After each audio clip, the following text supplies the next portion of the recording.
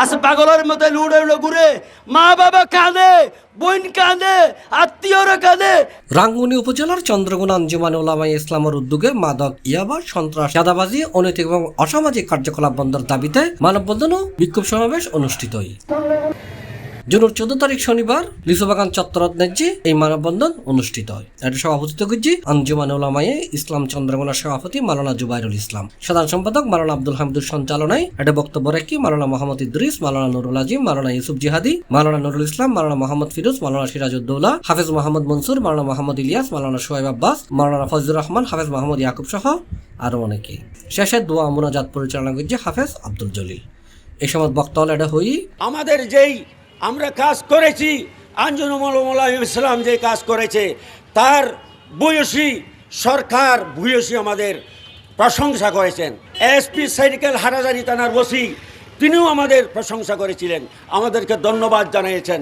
আপনার ছেলের কাছে ইয়াবা বিক্রি না করেন, আপনার ভাইয়ের কাছে ইয়াবা বিক্রি না করেন, তাহলে সমাজের অন্য কারো কাছে বিক্রি না করার জন্য আজকের এই মানববন্ধন থেকে আমরা আপনার কাছে হাত জোর করে অনুরোধ জানাচ্ছি।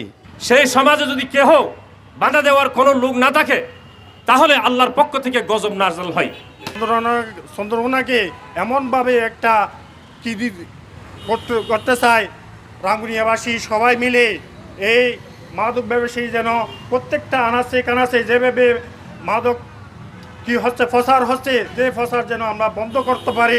এখানকার যারা বড় বড় মুখোশধারী সন্ত্রাসীরা আছে, সাঁদাবাজিরা আছে, আপনারা আপনাদের মুখোশ উন্মোচন করে দেব।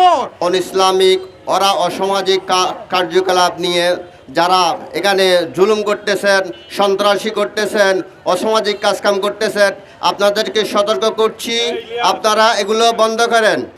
সম্মানিত সাধারণ সম্পাদক, আচ্ছা পাগলের মতো লুড়ে ঘুরে, মা বাবা কাঁদে, বোন কাঁদে, আত্মীয়রা কাঁদে।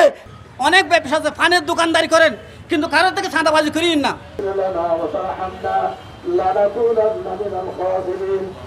C+ TV Chittagong.